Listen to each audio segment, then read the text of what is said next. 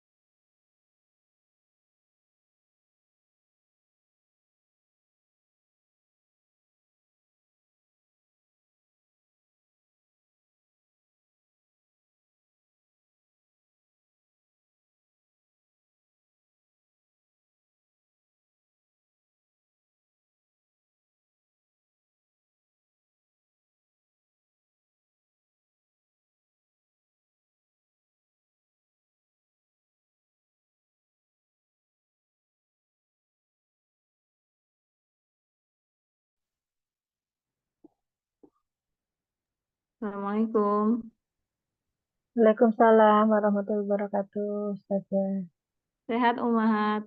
Alhamdulillah Warahmatullahi sehat. wabarakatuh. Alhamdulillah Ustazah sehat. Alhamdulillah. Ini sambil nunggu yang lain ya, Om ya. Kita langsung mulai aja ya. Ini Uma Eka ya. Iya Ustazah. Alhamdulillah. Allah. Sambil nunggu yang lain Om ya, kita mulai aja ya karena waktunya udah lumayan ya. Bismillahirrahmanirrahim. Ini jelas nggak Om suara saya Om? Jelas Ustazah. Alhamdulillah jelas. Alhamdulillah. Alhamdulillahilladzi arsala rasulahu bil huda wa dinil haqq yuzhirahu 'ala ad-dini kullih wa kafa billahi syahida. Asyhadu an la ilaha illallah wa asyhadu anna Muhammadan abduhu wa rasuluh. La nabiyya ba'da amma ba'd. Rabbi sodri soli wa yassirli amri wahlul 'uqdatam min lisani yafqahu qawli. Kita buka kajian kita dengan membaca surat Al-Fatihah. A'udzu billahi minasyaitonir rajim. Bismillahirrahmanirrahim. Alhamdulillahirabbil alamin. Arrahmanir rahim. Maliki yaumiddin. Iyyaka na'budu wa iyyaka nasta'in. Ihdinas siratal mustaqim. Siratal ladzina an'amta 'alaihim ghairil maghdubi 'alaihim waladdallin. Amin amin ya Allah ya rabbal alamin. Allahumma shalli ala Muhammad wa ala ali Muhammad. Alhamdulillah ya Ummahat ya. Di daerahnya hujan nggak Di sini Alhamdulillah lagi hari hujan. ini Ustazah. Lagi hujan ya? Terang Ustazah, alhamdulillah. Cerah ya? Iya. Alhamdulillah di sini hujan. Tadi malam hujan. Oh iya. Ya, kita lanjutkan materi kita ya ya. Hari ini terkait dengan cabang iman berikutnya ya. Masuk ke cabang iman ke-11 ya. 11 yakni taubat. Nah, ini taubat ini pembahasan yang apa namanya sangat menurut saya ya. Sangat menyentuh ya. Kenapa? Karena terkait dengan dosa-dosa. Dosa-dosa di mana mungkin kita pernah membahas juga ya. Mungkin Ummahat yang sebelumnya pernah bahas ada di kitab Al-Kabair ya, karya Imam Az-Zahabi rahimahullah terkait dengan macam-macam dosa besar. Ada 70 dosa besar ya. Mungkin bisa dicek ya ada 70 dosa besar. Nah, ini mungkin tidak akan kita kupas semuanya dosa-dosa besar ya, tapi bagaimana caranya kita untuk kembali ya, bertaubat ya, apa namanya, menghilangkan dari hati-hati kita gitu ya, yang namanya noda-noda itu gitu ya, karena itu sangat berpengaruh ya terhadap ketaatan yang akan kita lakukan ya. Ibaratnya kalau air dicampur dengan minyak gitu ya, itu tidak akan bisa pernah menyatu ya, tidak akan pernah bisa nyatu. Jadi kenapa kita sulit melakukan ketaatan? Bisa jadi ada dosa-dosa yang belum apa namanya, ditaubati ya. Allah Maha Pengampun ya ya. Jadi setiap dosa kita Allah Maha mengampuni. Sebesar apapun gitu ya dosa seorang hamba, maka kembali kepada Allah, insya Allah Allah akan mengampunkan segala dosa-dosa. Ya, termasuk dosa syirik sekalipun. Dosa yang tidak ada ampunannya, yang dikatakan dalam Al-Quran itu ya, dosa yang tidak ada ampunan, tapi ketika seorang kembali kepada Allah, bertaubat, maka Allah akan mengampuni dosa. Masuk dosa syirik itu ya, dosa yang paling besar. Nah, kalau dilihat, mungkin Umahat bisa lihat juga ya, modul ya, situ ya. Ibarat sulitnya air dan minyak untuk bersatu, maka demikian perumpamaan dosa besar dengan ketaatan. Ya. Jadi kita mungkin merasa kenapa ya aku ya gitu ya, kok sulit ya menjalankan ini, rencana ini udah dibuat, ya, udah dijadwalkan, tapi kenapa kok terhalang terus gitu ya untuk menjalankan ketaatan tersebut. Berarti kita apa yang pertama kali yang harus kita lakukan? Membersihkan wadah kita. Ya, ada nggak wadah ini kotor nggak gitu ya? Ibaratnya kalau gelas kalau kita minum di air di gelas yang kotor nggak bisa ya, pasti kita nggak akan jijik gitu kan. Yang pertama kali kita lakukan apa? Membersihkannya, membersihkan noda-noda itu, kotoran itu, gelas itu ya, agar kita apa? Kita nggak jijik untuk minum gitu kan. Maka yang pertama kali yang dibersihkan adalah wadahnya, hati kita. Sebagaimana waktu itu kita bahas juga di pembahasan dulu ya, terkait dengan menuntut ilmu, maka yang pertama yang kali dibersihkan itu adalah wadahnya. Wadah itu berarti apa? Hati ya. Kolbu ya, kolbu. Sebenarnya kalau dalam apa orang biologi ya, kalau tanda cinta gitu itu sebenarnya jantung ya, ya ya. Bentuknya yang kayak love gitu itu kan jantung sebenarnya ya, kolbu. Tapi kalau di yang kita pakai sehari-hari yang dipahami orang umum ya, orang Indonesia ya, itu hati gitu ya. Padahal hati itu kan yang pipih itu ya, berbeda bentuknya. Jadi ya nggak apa-apa ya ya. Berarti yang pertama kali yang apa namanya dibersihkan adalah hati. Sebagaimana dalam menuntut ilmu, kalau hati itu bersih, itu akan mudah nempel ilmu gitu ya. Akan mudah apa namanya ilmu itu masuk. Tapi kalau hati kotor gitu ya, ibaratnya hati itu kotor, itu ilmu itu akan susah masuk. Dia akan nggak bertahan lama. Makanya kenapa kok bisa setiap apa namanya udah ada ilmunya, tapi kok bisa sulit untuk diamalkan gitu kan? Itu kan terjadi pertanyaan besar ya ya. Udah tahu ilmunya, tapi kok sulit untuk menjadi amalan. Berarti di sini yang pertama yang kita harus perhatikan adalah hatinya, wadahnya. Wadah yang bersih, insya Allah akan mudah diisi dengan ketaatan-ketaatan gitu ya. Jadi apalagi ya kalau dosa besar yang belum ditaubati. Karena dosa besar ini berbeda dengan dosa kecil. Kalau dosa kecil itu bisa akan terhapus, ulama menyebutkan dosa kecil itu bisa terhapus dengan istighfar ya ya. Istighfar cukup. Tapi kalau dosa besar ini nggak bisa dengan istighfar. Dosa besar ini harus ditaubati. Ditaubati dalam artian ada 3 nanti ya. Akan kita bahas nanti apa syarat-syarat taubat itu gitu ya. Nah jadi apa namanya? Yang pertama kali adalah kita harus membersihkan wadah kita, hati kita untuk apa namanya siap menjalankan ketaatan itu. Ya tadi ya, kalau ditanyakan gitu ya, apakah kita tidak punya dosa? Nggak mungkin ya ya. Semua orang punya dosa.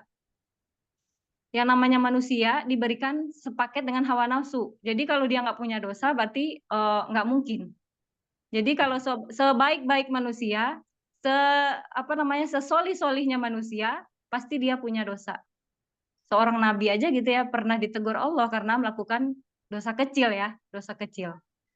Nah, apalagi misalkan manusia kita gitu ya, yang penuh dengan hawa nafsu, ya sepaket dengan hawa nafsu, ya sekaligus kita punya jin korin.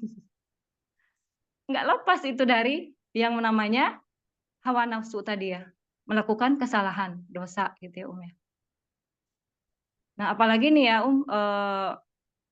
jangan disepelekan ya, itu saya bahas terus gitu ya. Jangan disepelekan yang namanya godaan-godaan syaitan, karena semua sepakat ulama mengatakan di dunia ini keburukan itu terjadi, salah satunya adalah apa? Yang pertama kali adalah itu adalah dorongan-dorongan nafsu tadi. Nafsu dari mana? Berarti dari syaitan gitu ya. Karena apa? Setan sudah berjanji kepada Allah dan meminta kepada Allah supaya menangguhkan dirinya untuk menggoda manusia. Itu udah janji mereka gitu ya. Maka tidak bisa kita pungkiri. Ada sebagian orang yang tidak mau menyertakan hal ini gitu ya. Nggak mungkin aku melakukan kesalahan ya, nggak ada hubungannya dengan syaitan. Ada ya yang berpikir seperti itu. Tapi itu tidak bisa kita nafikan atau nggak kita tiadakan gitu ya. Karena memang ada benar seperti itu gitu ya, bahwasanya akan ada selalu setan yang selalu menggoda. Makanya apa kita berlindung setiap saat. Makanya zikir pagi petang itu kita dianjurkan itu kenapa? Itu seperti baju besi. Jadi kalau berzikir pagi petang seperti baju besi ibaratnya gitu ya. Segala godaan-godaan atau keburukan sehari itu insya Allah akan terjaga. Ya, sampai dikatakan seperti baju besi ya. Orang yang membaca zikir pagi petang insya Allah akan terlindungi. Yang dibaca pagi sampai sore, dibaca sore sampai pagi gitu ya. Gitu seterusnya. Karena apa? Kita lemah. Kita butuh sama Allah. Kita lemah sekali kalau kita nggak ada taufik dari Allah nggak akan bisa ngapa-ngapain gitu ya. Termasuk kita mengkaji Islam dan lain sebagainya sampai untuk melakukan semuanya ya, nggak bisa dengan kemampuan kita sendiri. Semuanya adalah butuh taufik ya, bantuan Allah. Jadi kita lemah dan kita butuh sama Allah dan kita mohon perlindungan dari godaan-godaan syaitan. Karena itu nggak bisa dinafikan ya, setiap manusia punya godaan-godaan itu. Sepaket dengan hawa nafsu, maka tidak mungkin manusia lepas dari dosa. Ya. Bahkan saya yang mungkin udah pernah sering saya bahas juga gitu ya. Saya kalau udah nggak kuat dengan sesuatu gitu ya, saya merasa diri saya tuh kok buruk gitu ya. Ada kalanya kok ini berat amat gitu ya, kok buruk amat. Saya memohon sama Allah, ya Allah ini ya, Engkau telah menciptakan syaitan gitu ya, yang ingin menghancurkan manusia, yang ingin menghancurkan program-program ketaatan kita gitu ya, maka hancurkan program mereka gitu ya. Sampai seperti itu saya ya, perlindungan mohon dengan bahasa Arab, dengan doa yang diajarkan Rasulullah, plus dengan menguatkan hati ya, melisankan supaya kuat gitu ya. Saya bacakan seperti itu. Jadi memang betul dan itu akan berasa banget sangat-sangat dirasakan itu ya. Efeknya itu benar-benar ketika kita berlindung memohon kepada Allah dari segala keburukan-keburukan itu. Ya termasuk apa? Sehari-hari kita bertemu dengan siapa, Dengan suami, dengan anak gitu ya. Dan itu godaan-godaan itu berat. Ya. Orang yang bertemu, apalagi program terbesar setan adalah menghancurkan keluarga-keluarga muslim. Menghancurkan istri dengan suami, suami dengan istri, anak dengan orang tua gitu ya. Dan seterusnya. Jadi apa? Pada saat itu yang kita lakukan adalah kita berlindung dari segala keburukan itu. Dan memang betul adanya ketika kita memohon perlindungan pada Allah, yang kita hanya Allah tempat bergantung kita, insya Allah itu akan seketika gitu ya, Allah akan memberikan bantuannya. Ya. Kita punya Allah, kita nggak usah takut Kadang ada orang yang ketakutan dengan ujian gitu ya. Manusiawi memang gitu, kita apalagi nih cobaannya gitu ya. Ini apalagi nih ujiannya habis ini gitu ya. Jangan takut gitu ya. Karena apa? Kita punya Allah.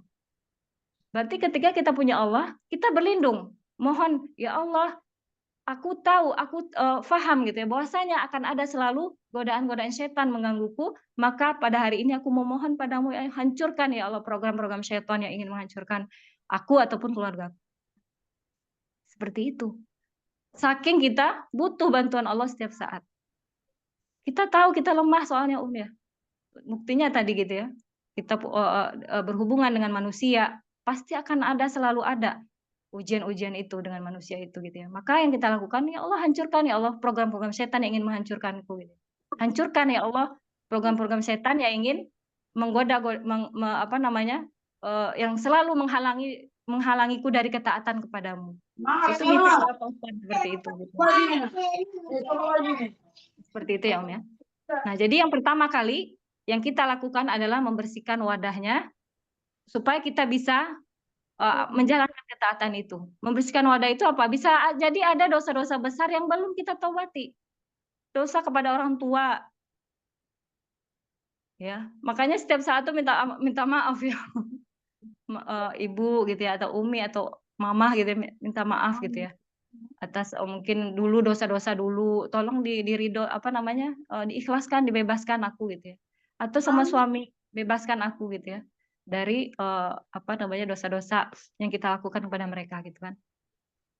Atau dosa-dosa dengan banyak ya ya, durhaka atau meninggalkan sholat dulu gitu ya. Dulu berapa lama kita menjalankan kemaksiatan dalam rentang waktu ya, kita melakukan kemaksiatan itu berapa lama? Sementara kita tobat itu berapa lama? Jarak kita menjalankan ketaatan itu hanya berapa lama? Anggap kita baru taubat 2 tahun ini. Sementara dosa yang telah kita lakukan, yang kita kekumpulkan itu udah 10 tahun. Makasih orang tuanya, bukan yang kita lakukan adalah artinya Zubair apa? Haryani. Haryani, Afwan. Afwan ya ya. Biasa ya kalau punya anak kecil ya. Ya, jadi kita baru taubat 2 tahun. Sementara kita sudah mengumpulkan dosa maksiat, dosa besar gitu ya. Itu udah bertahun-tahun. Dan kita pengen langsung bersih pada waktu itu juga gitu ya. Langsung beres kelar gitu ya. Allah membersihkan kita ya dengan cara-cara apa? Dengan cara-cara hukuman-hukuman dalam bentuk ujian. Itu menggugurkan dosa ya. Kayak misalkan ujian-ujian yang Allah berikan itu menggugurkan dosa-dosa kita yang pernah dilakukan gitu ya. Jadi ya anggap aja gitu ya, ketika ujian datang gitu ya, anggap itu adalah segala dosa-dosa kita, bentuk membersihkan diri. Bahkan kesedihan yang kita rasakan gitu ya, kesedihan yang kita rasakan itu menggugurkan dosa.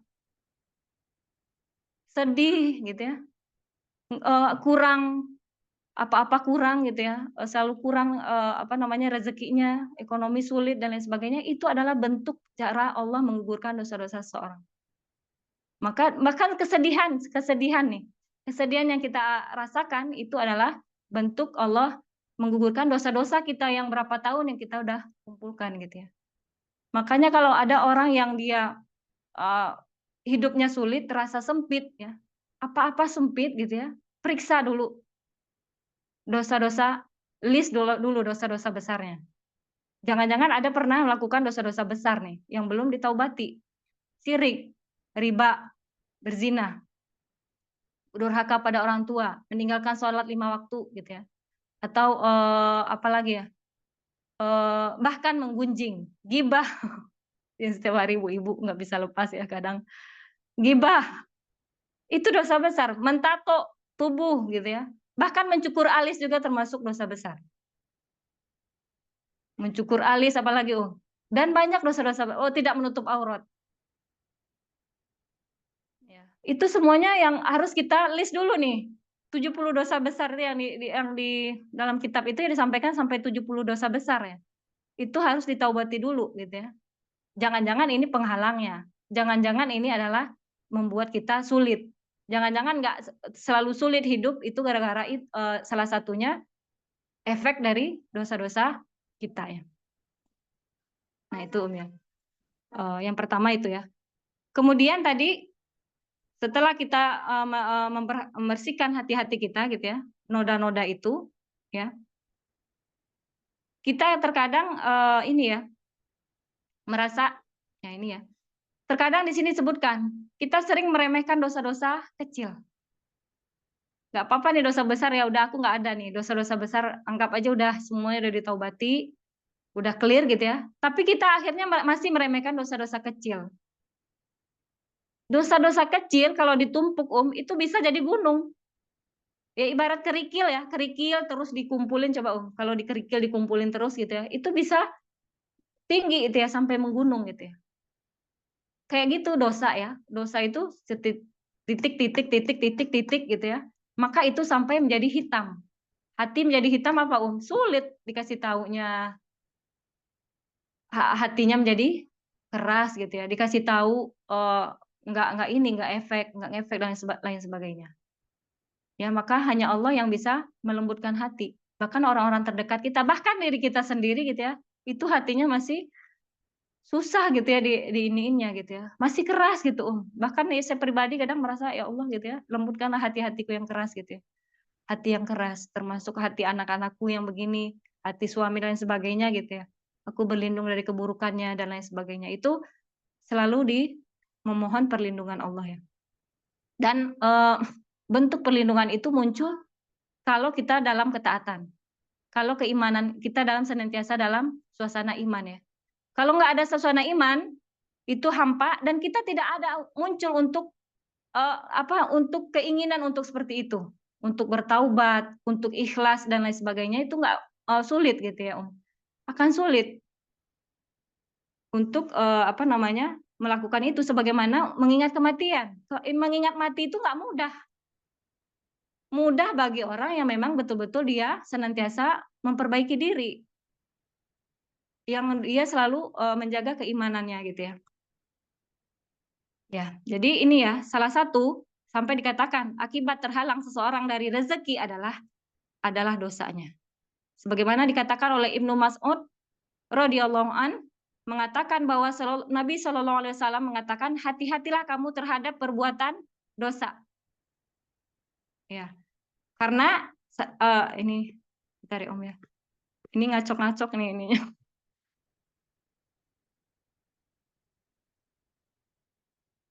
Hati-hati dengan melakukan dosa-dosa besar yang dilarang ya. Di antara dosa besar ya, perbuatan maksiat ya. Hati-hatilah kamu terhadap perbuatan maksiat. Sesungguhnya seseorang melakukan perbuatan dosa, rezekinya menjadi terhalang, padahal sebelumnya telah disediakan untuknya. Tafsir dalam tafsir Ibnu Katsir di surat Al-Qalam ayat 17 sampai 18. Jadi ada kalanya Allah udah menyiapkan nih. Udah menyiapkan rezekinya buat kita.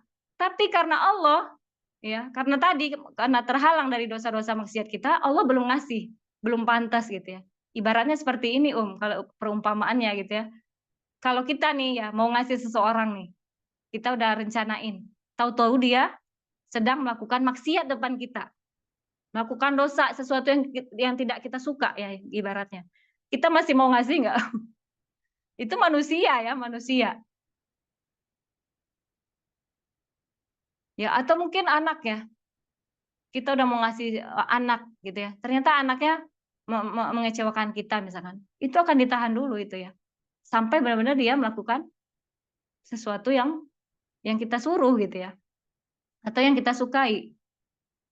Nah, Allah sendiri mengatakan dalam wahyu dalam bentuk hadis ya.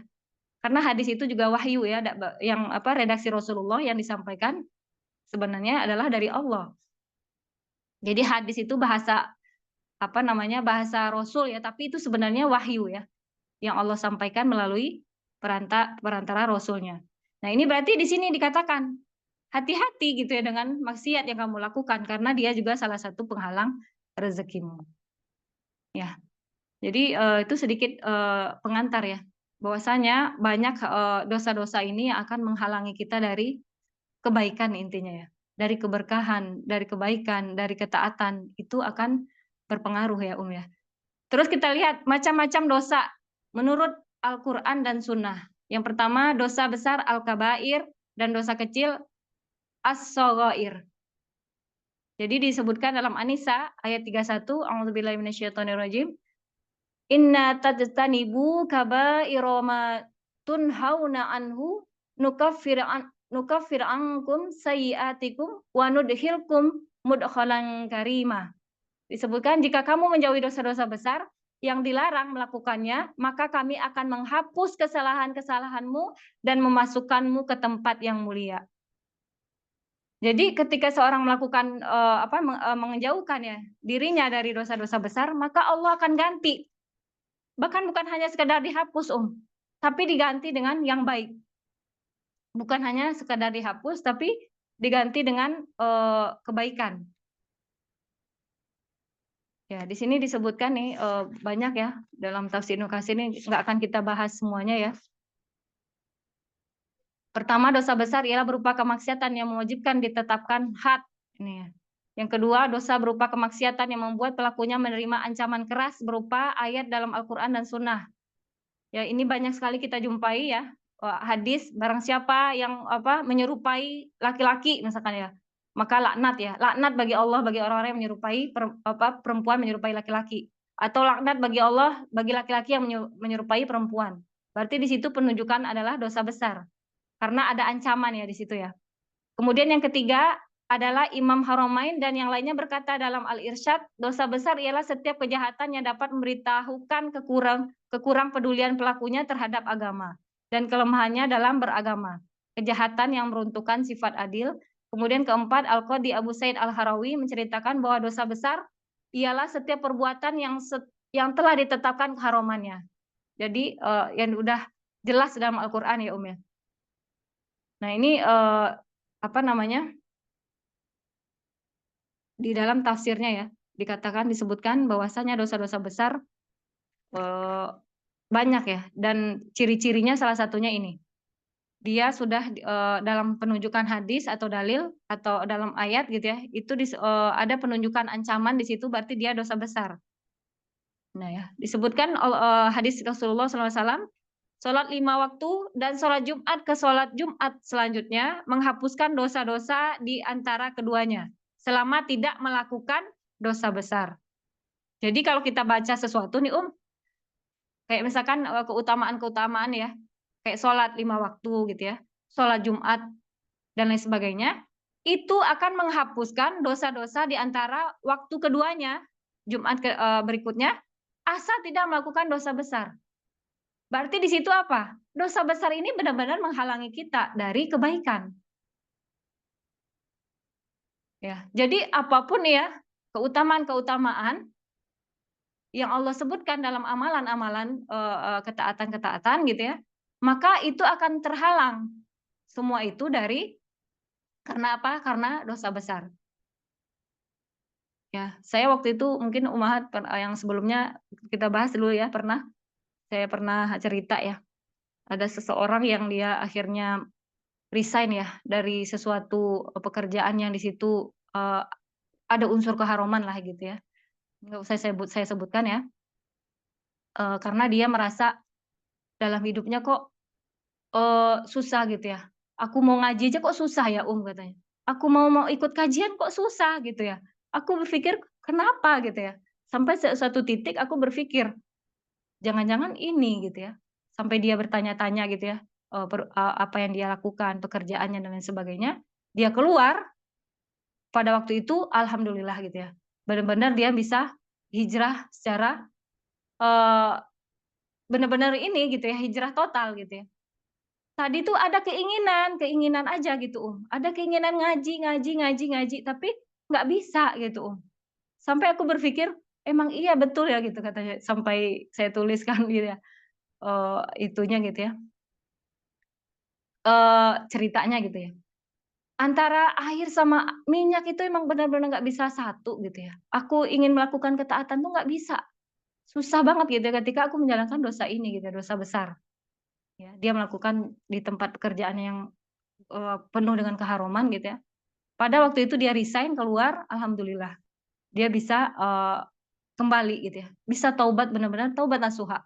Karena apa taubat nasuha itu tidak akan mengulangi syaratnya. Yang namanya taubat nasuha itu taubat yang dimana kita mengakui kesalahan yang pertama, yang kedua tidak mengulangi kembali. Yang pertama ya mengakui bahwa itu adalah salah. Ya, yang kedua tidak akan mengulangi gitu ya. Yang ketiga ya kita memohon ampun ya. Memohon ampun kepada Allah untuk bertaubat. Ya, ini ada beberapa ya. Nanti akan kita bahas, nanti ada bentuk taubat kepada manusia, ada dengan kepada Allah gitu ya. Nah, ini ya. Jadi kita memang butuh full ya, totalitas. Tidak akan mengulangi lagi. Sebagaimana nih, aku nggak akan gosip lagi nih, gibah lagi. Tahu-tahu ketemu sama temannya gitu ya. Akhirnya apa? Akhirnya gibah lagi. Gibah lagi. Berarti itu taubatnya masih belum benar-benar taubat. Meskipun seseorang ketika dia bersungguh-sungguh ya tidak akan mengulangi, tapi ternyata terjerumus, nah itu bukan wilayah kita lagi gitu ya. Ada kalanya manusia akan selalu terjerumus, tapi kita memang benar-benar berniat untuk tidak akan mengulangi ya. Kemudian dosa besar itu memiliki tanda-tanda. Yang pertama, dosa besar adalah yang disebutkan sebagai dosa besar. Sudah jelas dalam dalil ya. Penunjukannya ada dalam dalil. Ya, menurut Al-Qurtubi mengatakan dosa besar adalah dosa yang dimutlakkan oleh nas Al-Qur'an. Ya, dalam kitab Fathul Bari. Ya, kemudian yang kedua, dosa besar adalah setiap dosa yang diancam neraka atau kemurkaan atau laknat atau azab. Ya. Maka disebutkan oleh Ibnu Abbas radhiyallahu anhuma ketika menafsirkan surat An-Nisa ayat 31 di atas, beliau berkata, dosa besar adalah yang Allah tutup dengan ancaman neraka atau kemurkaan atau laknat. Ya, bentuknya atau azab gitu ya. Maka itu disebut dosa besar. Ya, seperti zina ya. Zina atau apalagi gay ya. Dan sejenisnya, LGBT. Kemudian Al-Hasan Al-Basri mengatakan, setiap dosa yang Allah gandengkan dengan neraka, maka itu adalah dosa besar. Jadi barang siapa yang beriman kepada Allah, ya, contohnya apa ya? Oh ya, yang memusuhi tetangga ya, atau dia dengan lisannya, maka tempatnya di neraka. Kan ada yang gitu ya, Om ya, menyakiti orang. Ya, menyakiti dengan lisannya misalkan ya, maka tempatnya di neraka. Atau menyebut-nyebut pemberiannya, kemudian orang itu tersakiti ya, itu juga Allah sebutkan ya, gandengkan dengan neraka. Nah, dosa besar adalah yang terdapat hukuman khusus. Semisalnya dalam hadis, barang siapa yang melakukan ini maka ia bukan seorang mukmin. Nah, ini mengikuti langkah-langkah orang Yahudi dan Nasrani. Contohnya juga Contohnya kita mengikuti perayaan-perayaan yang mereka lakukan. Terus kita ikuti, maka bukan termasuk golonganku ya, ada ancaman seperti itu, maka itu termasuk dosa besar. Ya. Maka disampaikan barang siapa yang dia bangun di pagi hari dan dia tidak, itu hadisnya meskipun katanya ada sebagian yang mengatakan doif gitu ya, maka dia bukan termasuk golonganku yang tidak memikirkan kaum muslimin lainnya gitu ya. Sampai seperti itu ya. Atau barang siapa yang apalagi yang sejenisnya gitu ya, dan dia bukan termasuk golonganku. Kalau selama ada di ujungnya ya kata-kata dia bukan termasuk golongan kami ya, kata Rasulullah, maka itu adalah dosa besar. Atau menyampaikan dusta atas nama Rasulullah, hadis-hadis palsu, kita ikut-ikutan sebar hadis, tahu-tahu di situ bukan dari Rasulullah, bukan hadis yang berasal dari Rasulullah. Akhirnya apa? Kata Allah, aku akan siapkan kursi di neraka. Ya, ibaratnya oleh Rasulullah SAW menyebutkan siap-siap ya mendapatkan kursi di neraka ya, menyampaikan sesuatu bukan atas nama Rasulullah. Kemudian dosa yang dinafikan pelakunya dari keimanan atau dari umat Nabi. Contohnya Rasulullah SAW berlepas diri darinya, atau Nabi mengatakan bukan dari golongan kami dan sejenisnya. Itu sama ya, dosa-dosa besar. Kemudian yang kelima, dosa yang terdapat hukuman hadnya. Ya, ada hadnya atau ada hukumannya di dunia. Kayak misalkan potong tangan atau seorang pezina dirajam atau dicambuk yang belum nikah. Kalau udah nikah dirajam itu dilempar sampai mati. Jadi badannya dikubur separuh badan gitu ya, kemudian dilempar. Nah, itu bagi orang yang berzina, yang ketika Rasulullah berikan itu ya, maka orang yang sudah menikah melakukan zina akan dirajam, orang yang belum menikah maka dia dicambuk 100 kali. Nah, itu had namanya ya, hudud, hukum hudud yang memang sudah ditetapkan dalam Al-Qur'an, atau potong tangan atau hukum kisos dan sejenisnya gitu ya Om ya. Itu berlaku Om sebenarnya. Ketika memang ada pemerintahan Islam ya yang benar-benar menerapkan Al-Qur'an dan Sunnah sebagai undang-undangnya. Tapi sekarang nggak ada ya. Nggak apa namanya, bukan hukum Islam yang berlaku, maka orang tidak akan mengamalkan ini. Padahal sebenarnya dalam Al-Qur'an itu hukum-hukum itu adalah untuk menebus dosa-dosanya. Jadi orang-orang yang sudah dilakukan potong tangan ketika dia mencuri gitu ya, atau hukum yang lainnya disebutkan ya, itu coba dicek di Al-Qur'an juga ada potong tangan, itu ada di surat apa An-Nisa ya, saya lupa. Mungkin ummahat yang ini ingat, atau apa namanya, hukum kisos itu ada di Al-Baqarah ya, yang dibunuh akan dibunuh juga. Nah, itu adalah hukum-hukum had.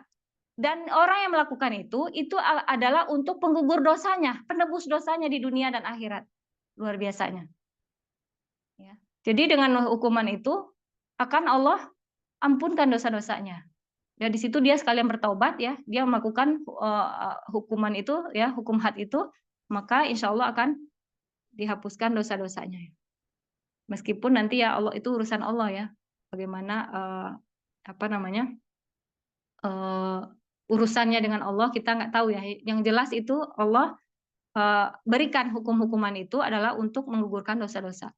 Kemudian dosa yang tidak bisa dihapus dengan istighfar ya, dan amalan sehari-hari, hanya bisa dihapuskan dengan taubat. Itulah dosa-dosa besar ya. Kemudian Rasulullah SAW bersabda, tidaklah seorang muslim menghadiri sholat wajib di masjid, ia membaguskan wudhunya dan membaguskan kehusuannya serta rukunya, kecuali itu semua menjadi kafarat atau penghapus dosa-dosanya yang telah berlalu selama ia tidak mengerjakan dosa besar. Lagi-lagi ada dosa besar di situ yang menghalangi. Ya, maknanya bahwa semua dosa akan diampuni karena amalan tersebut kecuali dosa besar. Jadi ada amal-amalan kayak puasa juga puasa sunnah gitu ya, yang diampuni dosa-dosanya. Ya, ada sebagian yang bisa dihapus dengan amalan, tapi kalau dia belum bertaubat itu masih terhalang ya, terhalang dari kebaikan itu. Seperti itu ya Om. Nah ini ya. Nah kalau sedangkan dosa kecil itu berarti kan kebalikan dari dosa besar. Bisa dihapuskan dengan istighfar dan amalan sehari-hari. Amal-amal kita itu bisa menghapuskan dosa-dosa kita, wudhu kita gitu ya. Itu dosa-dosa kecil ya. Nah, ini 70 dosa besar, mungkin bisa dilihat di modul ya. Di situ ada 70 dosa besar. Ya, orang yang bersumpah, ada sumpah palsu juga yang termasuk ya. Atau banyak ya di sini dengki ya. Dengki sampai apa namanya? Menjerumuskan orang dan sebagainya. Ya, ini 70 dosa besar. Kemudian contoh dosa kecil yaitu contohnya apa? Terlambat menepati janji, berkata kotor ya, jorok gitu misalkan ya. Terus berlebihan dalam berbicara ya. Itu apa namanya? Menangguhkan hak orang lain. Itu contoh dosa-dosa kecil ya. Tak ada satupun manusia yang bisa bebas dari dosa-dosa itu.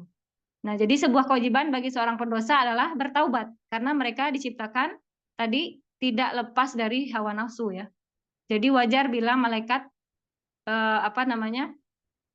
Kalau malaikat itu tidak pernah bermaksiat karena tidak diberikan hawa nafsu. Tidak seperti kita ya manusia. Ya, sepaket dengan hawa nafsu. Nah, jadi disebutkan dalam hadis Muslim, riwayat Muslim, selain setiap anak Adam pernah berbuat dosa dan sebaik-baik yang berbuat dosa adalah orang yang bertaubat. Ya, sebaik-baik orang yang berdosa adalah orang yang bertaubat. Ya, ini banyak dalilnya disebutkan di sini di surat An-Nur ayat 31 yang saya sebutkan artinya ya. Dan bertaubatlah kamu sekalian kepada Allah, hai orang-orang yang beriman, supaya kamu beruntung. Ini An-Nur 31, kemudian ayat yang lain, hai orang-orang yang beriman, bertaubatlah kepada Allah dengan taubatan nasuha, yaitu taubat yang semurni-murninya. Mudah-mudahan Rabbmu akan menutupi kesalahanmu dan memasukkanmu ke dalam jannah, ya, yang mengalir sungai-sungai di dalamnya, di bawahnya. Kemudian dalil hadis yaitu Rasulullah SAW bersabda, wahai manusia, bertaubatlah kepada Allah karena aku bertaubat 100 kali dalam sehari. Makanya setiap zikir pagi itu ada istighfar 100 kali. Astagfirullah wa atubu ilaih, astagfirullah wa atubu ilaih, astagfirullah wa atubu ilaih. Di waktu sahur juga boleh ya, setelah sholat tahajud misalkan nih, baca istighfar 100 kali. Ya. Atau di zikir-zikir pagi petang. Atau dalam kondisi lagi santai dan lain sebagainya bisa dibaca. Ya. Enggak dibatas ya, sampai ratusan kali pun, ribuan kali silakan gitu ya. Maka syarat taubat yang pertama, tadi sudah disebutkan, saya ini lagi ya, sebutkan lagi. Yang pertama, merasa menyesal karena telah melakukan kemaksiatan. Yang kedua, hendaklah menghentikan sama sekali seketika itu juga. Ya. Pertamanya menyesal. Yang kedua, hentikan pada waktu itu juga. Kalau hari ini kita masih ada dosa-dosa besar, hentikan hari ini juga ibaratnya gitu ya. Menghentikan. Karena kalau syarat taubat nasuha, kita harus menghentikan pada seketika itu. Enggak berpikir panjang. Nanti gimana ya gitu ya. Jangan berpikir yang lain-lain. Kalau memang kita sungguh-sungguh bertaubat, maka pada waktu itu juga kita hentikan apa yang kita pernah lakukan itu. Nggak akan mengulanginya. Yang ketiga, berniat tidak akan kembali mengulangi itu. Selama-lamanya. Niat ya. Kalaupun terjerumus, wallahu alam ya, itu urusannya beda lagi ya Namun, kalau ketiga syarat yang di atas itu berlaku untuk dengan Allah. Tapi bagaimana dengan hubungannya dengan manusia? Kita berdosa dengan manusia, berarti apa? Meminta maaf. Kalau orangnya nggak ketemu lagi gimana? Berarti kita minta supaya mendoakan dia gitu ya, mendoakan kebaikan buat dia, kemudian minta semoga Allah dalam hatinya memaafkan kita gitu ya, agar dia memaafkan kita. Jadi kalau nggak ketemu lagi sama orangnya, berarti kita ini mendoakan ya. Mendoakan kebaikan untuknya dan juga termasuk meminta supaya diberikan hati ya, hati yang lapang ya buat dia gitu ya, untuk memaafkan kita. Ya.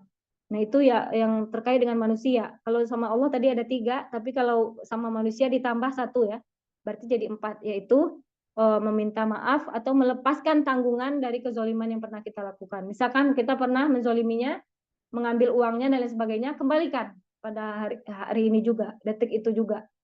Jadi dikembalikan nih hutang. Kita ada uang nih, tapi belum dibayar hutangnya gitu ya, maka kita kembalikan. Ya, kita udah lama nggak ketemu gitu ya, padahal kita masih ada tanggungan, kita menzoliminya, maka kembalikan hak orang itu gitu ya.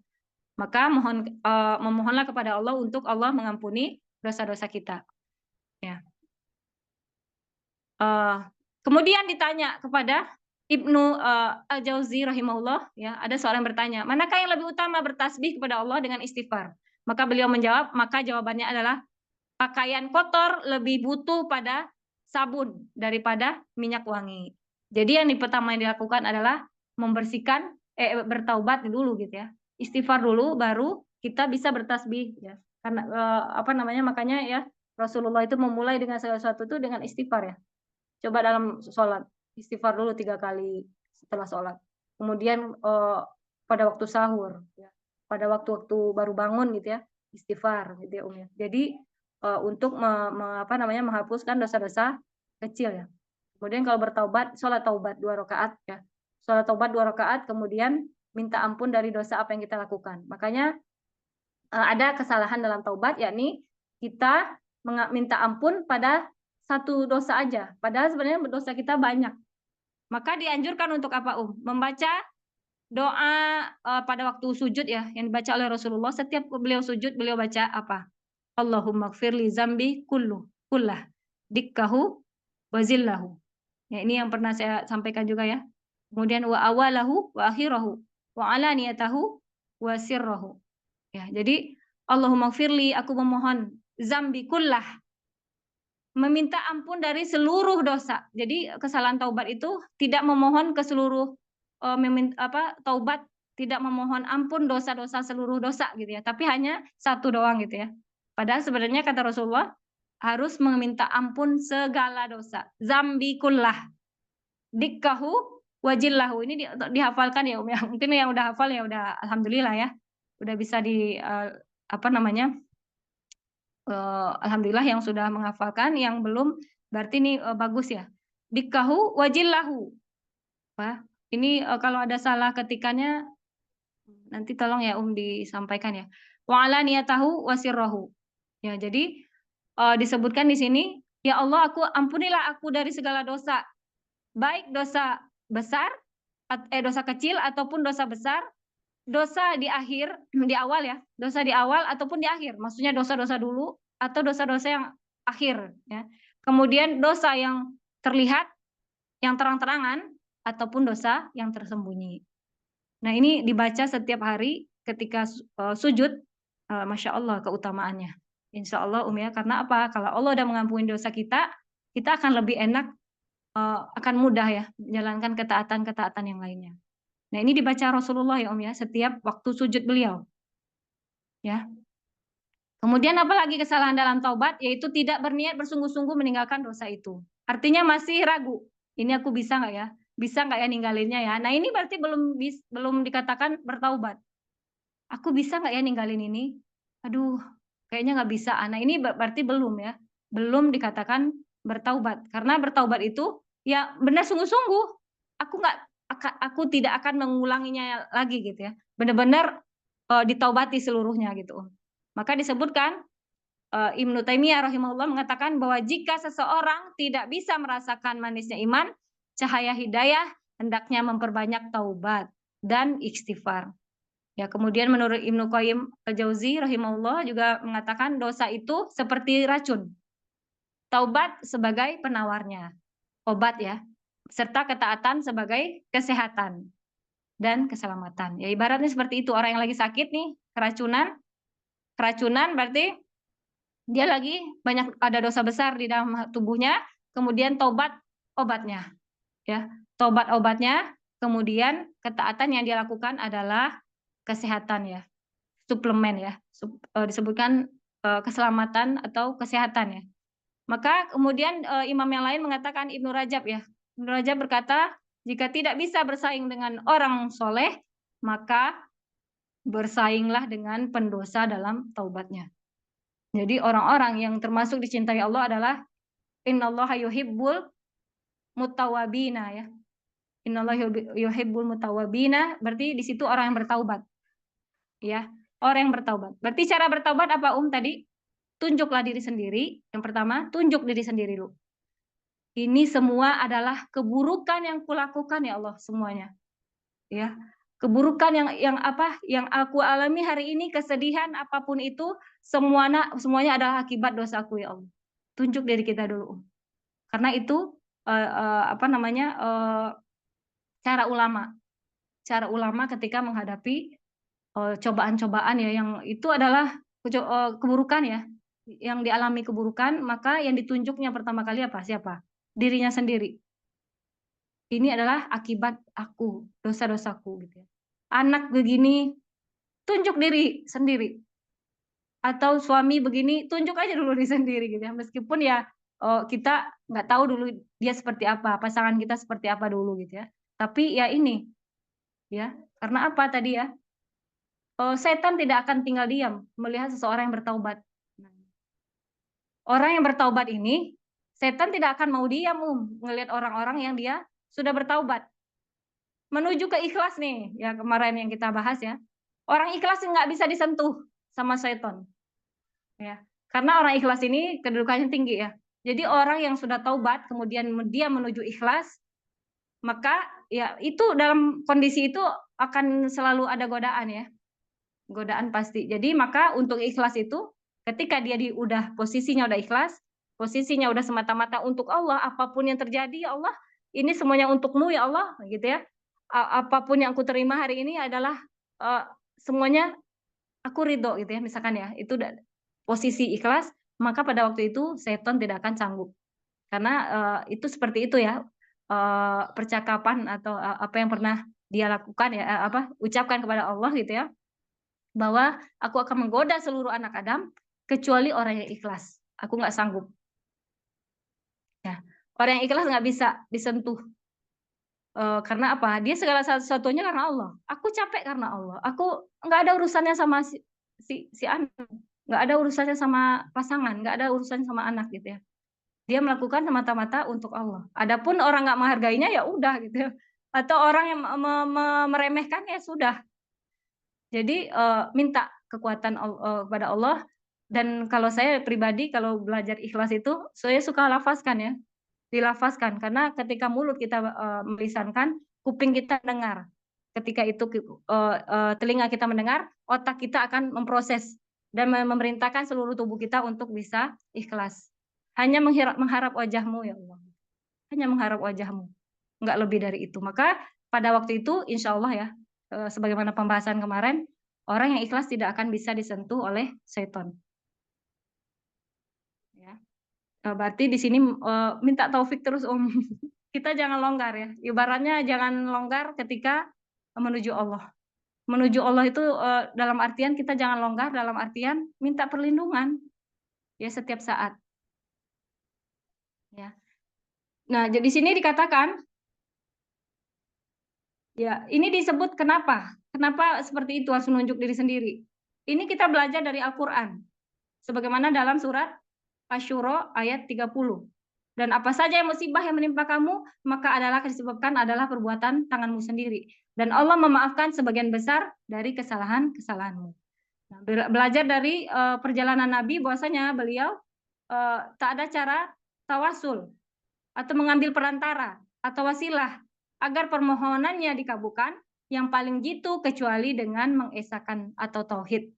Ya, mentauhidkan Allah, menyucikan Allah, memuji Allah, mengakui dosa-dosa ya yang kita telah melakukan kezaliman. Apa itu Dosa doa siapa Doa Nabi Yunus. La ilaha illa anta subhanaka inni kuntum minaz zalimin. Ya, yang pertama apa yang disebutkan di situ? Mentauhidkan Allah. Jadi setiap kita mau bertobat itu kita mentauhidkan Allah, la ilaha illa anta subhanaka inni kuntum minaz zalimin, maka disebut ini doa yang sangat manjur ya. Mustajab. Makanya kalau orang sedang zalim, melakukan kezaliman pada diri sendiri, baca la ilaha illa anta subhanaka inni kuntum minaz zalimin. Ini belajar dari Nabi Yunus alaihissalam ya. Ketika dimakan oleh ikan ya, ikan paus. Pada waktu itu beliau membaca la ilaha illa anta subhanaka inni kuntum minaz zalimin. Bahkan disebutkan Nabi Yunus ya dalam Al-Qur'an itu disebutkan ditolong Allah karena dia orang yang rajin bertasbih. Menunjukkan apa di situ? Karena menunjukkan orang yang rajin bertasbih, orang-orang yang dalam artian orang yang biasa menegakkan Allah, menegakkan kalimat Allah, orang yang dekat sama Allah, maka ditolong gitu ya. Itu intinya. Jadi orang-orang yang ketika kita ditolong Allah, bisa jadi itu salah satu tadi ya, wasilah dari apa? Amal-amal soleh yang kita sudah lakukan. Makanya bertawasul dengan amal soleh kita boleh.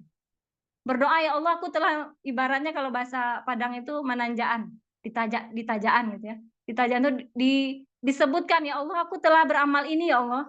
Maka pada hari ini aku butuh bantuanmu, aku butuh pertolonganmu. Itu boleh, namanya tawasul melalui amal soleh sendiri ya.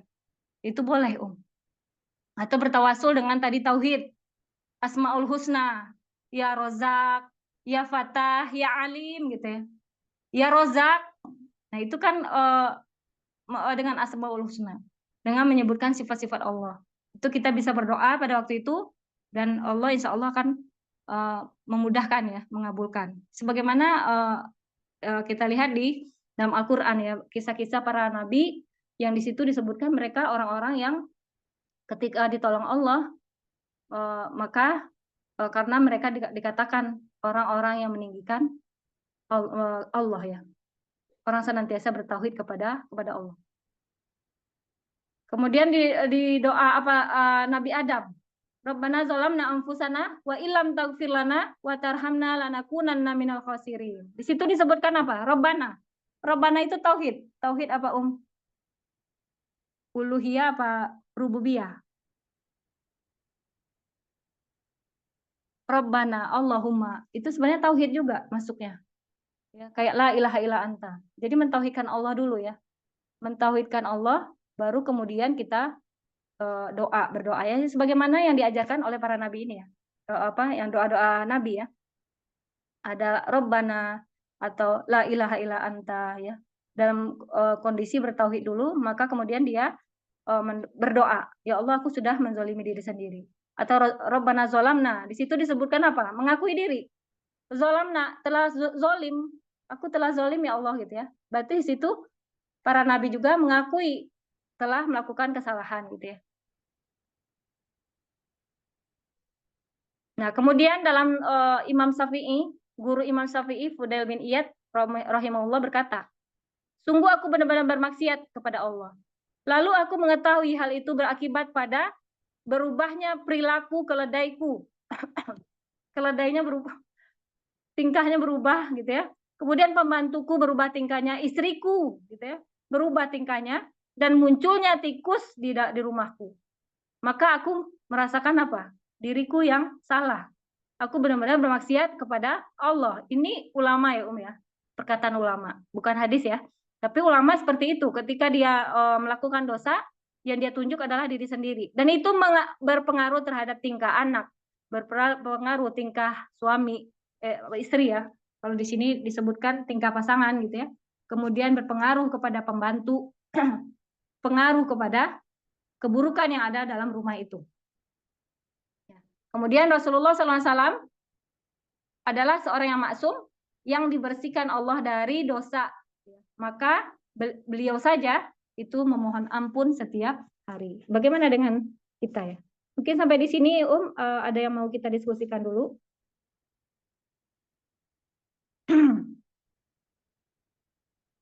Ada yang mau kita diskusikan dulu? Saya Ustazah. Monggo Ya. Ini tadi penjelasan tentang tobat itu sangat terkesan sekali saya. Tetapi ada hal yang mungkin di masyarakat awam itu masih belum jelas perbedaan yang dikatakan dosa dan maksiat. Apakah itu sama dosa? Dosa dan maksiat itu sama atau ada perbedaannya? Itu Ustazah. Jadi apa? Iya, dosa dan maksiat itu apa bedanya? Maksiat ya. Yang pertama itu, kemudian yang kedua, bagaimana seseorang yang ketika dia sudah melakukan tobat, kemudian itu tadi mengulangi lagi, sementara tobatan nasuha kan tidak maksudnya tidak boleh mengulangi lagi, tapi dia diulang lagi.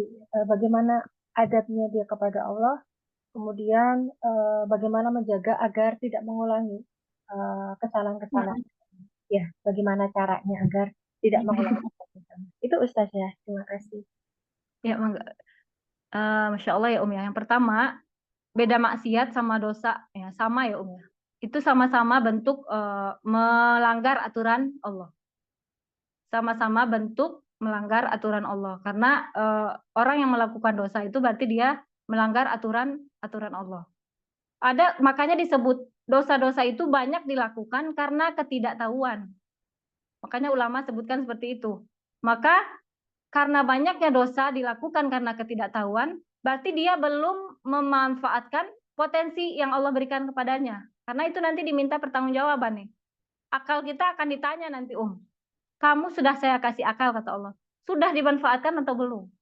Sudah sampai kepadamu risalah gitu ya, sudah sampai di tengah-tengah kita risalah itu, bahkan mudah mengaksesnya, tapi kita nggak memanfaatkan. Berarti di sini kita melakukan dosa atau maksiat, ya, yaitu apa? Melanggar aturan-aturan yang Allah berikan. Sama ya ya. Jadi maksiat sama dosa adalah sama-sama bentuk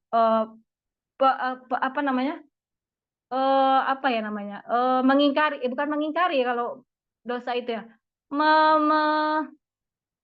melakukan larangan-larangan Allah gitu. Ya, bentuk pembangkangan ya ibaratnya. Kalau secara kata sinonimnya itu membangkang. Ya enggak membangkang sama Allah. Ya, membangkang sama orang tua aja langsung ini gitu ya, langsung diingatkan Allah ya. Karena yang disegerakan azabnya itu di dunia adalah salah satunya adalah durhaka sama orang tua dan menzolimi orang lain. Itu langsung disegerakan ya di dunia. Ya jadi sama bentuk dosa itu ya, dosa maksiat kepada Allah, maksiat apa maksiat mata, maksiat tangan, maksiat telinga, maksiat kaki ya. Semuanya adalah bentuk kita tidak melakukan perintah Allah. Ya mungkin tadi itu ya ya. Karena ketidaktahuan. Maka kalau tidak tahu berarti harus mencari tahu karena Allah sudah memberikan potensi akal ya. Ya itu yang pertama ya ya. Yang kemudian yang kedua, bagaimana supaya kita nggak terjerumus lagi. Nah ini itu sebenarnya dari kita, kesungguhan dari kita, dan itu ada taufik dari Allah. Jadi kita nggak bisa mengandalkan diri, betul. Kita nih ya, udah berjanji, aku janji deh nggak ini gitu ya. Sama pasangan misalkan nih, aku janji udah ngulangi lagi nih, gitu ya. Akhirnya apa? Terjerumus lagi, gitu lagi. Ya. Terus ini lagi, bikin kesepakatan lagi misalkannya. Janji lagi nggak ngulangin. Ini lagi. Berarti di situ apa? Ada sesuatu yang memang harus dia kuatkan pada dirinya apa? Bergantungnya kepada Allah. Karena apa? Dia ya tahu bahwa dirinya lemah. Tadi ya, kita punya hawa nafsu tadi dan setan tidak akan pernah tinggal diam. Maka yang pertama tadi apa? Makanya waktu itu ya dalam kajian sebelumnya itu ada pembahasan tentang waktu itu yang masalah pernikahan itu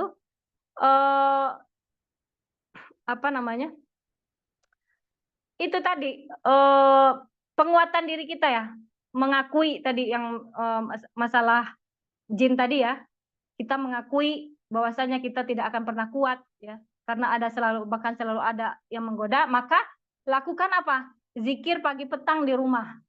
Saya selalu ingatkan ya, dan untuk diri saya pribadi khususnya, bahkan dalam kondisi lagi tidak memungkinkan dalam hati ya, baca yang pendek-pendek, misalkan nggak hafal ini gitu ya. Ada beberapa yang dibaca ya, yang kita hafalkan gitu Kalau dulu saya tuh suka tempel di dinding ya, sebelum hafal itu ditempelkan tuh. Jadi nanti hafal sendiri ya, tempel di dinding setiap hari dibaca ya. Maka itu akan sangat membantu kita dalam keistiqomahan kita.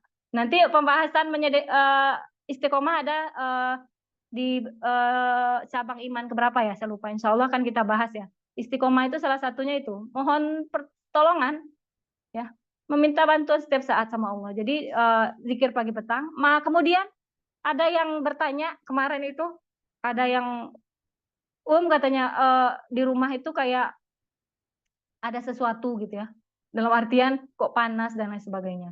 Maka bacakan Al-Baqarah, kata saya. Itu ada banyak, itu ada beberapa orang ya yang masalah goib lah gitu ya, yang masalah terjadi antara pasangan atau dengan pokoknya panas, rumahnya panas gitu ya. Maka yang pertama itu bacakan Al-Baqarah. Al-Baqarah kalau kata ulama dalam hadis itu 3 hari dalam sekali. Jadi dalam 3 waktu rentan 3 hari baca Al-Baqarah itu sekali. Aduh kepanjangan, boleh dicicil gitu ya. Berapa kali kita sanggupnya dicicil baca. Atau mungkin sebagian ulama mengatakan, ulama fikih juga menyebutkan dibacakan dengan murattal juga cukup ya. Ada yang menyampaikan seperti itu kalau saya dengar ya, di Sahih Fikih itu ya. Ada itunya situsnya itu dibacakan dengan murattal juga boleh gitu. Bacakan kalau kita nggak bisa ya. Tapi kalau mampu dibacakan dengan kita baca langsung itu lebih afdol ya, luar biasa. Silakan diamalkan, dan ingat ya kalau bahwasanya kita Al-Qur'an itu bukan untuk mengambil manfaatnya aja, tapi karena Allah ya.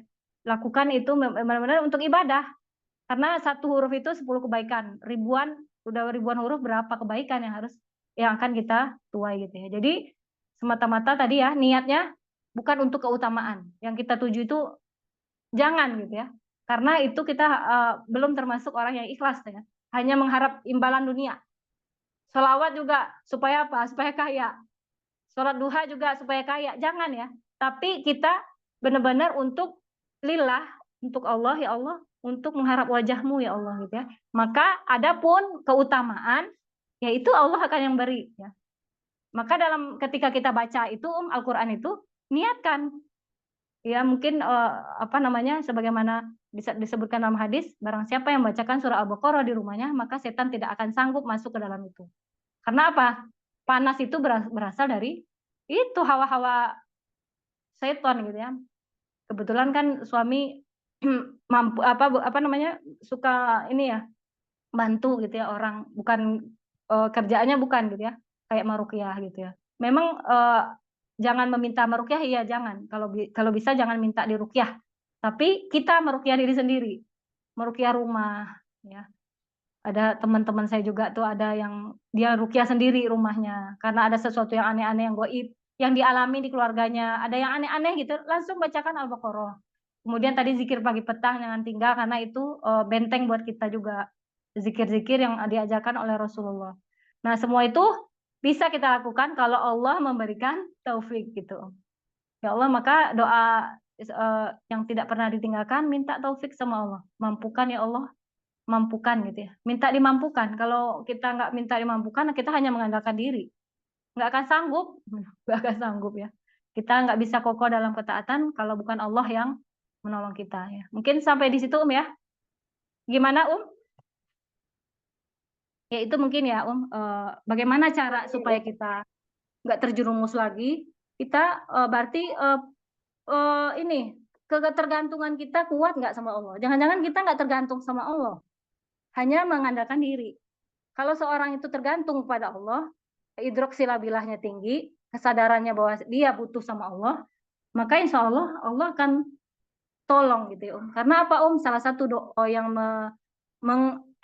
mengubah takdir adalah dengan doa. Jadi kalau takdirnya mungkin bisa jadi kita nggak tahu kalau takdir ya, karena itu ilmu Allah. Jadi bisa jadi takdirnya buruk misalnya. Ketika kita memohon pertolongan Allah, bisa aja Allah ganti ya. Bisa saja Allah rubah semuanya menjadi takdir yang baik. Mungkin itu cukup ya. Semoga apa namanya setiap saat kita istiqomah di jalan Allah, itu yang paling berat ya. Sampai disebutkan Rasulullah itu beruban karena turunnya ayat tentang istiqomah gitu ya, saking beratnya gitu. Apalagi kita. Maka dengan teman-teman soli seperti ini yang mengingatkan gitu itu insya Allah mudah ya, akan merasa selalu diingatkan gitu ya. Terus apa namanya sering-sering dengar kajian lah ya, atau sering-sering baca inilah ya nasihat-nasihat agama ya. Semoga dengan itu kita akan bisa ya minta pertolongan Allah untuk senantiasa istiqomah di jalannya. Mungkin cukup itu ya, insya Allah kajian istiqomahnya insya Allah nanti ya berlanjut ya, next ya.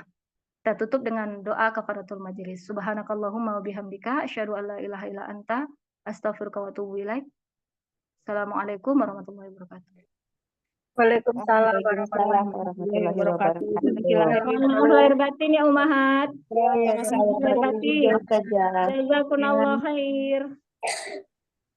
Assalamualaikum. Waalaikumsalam.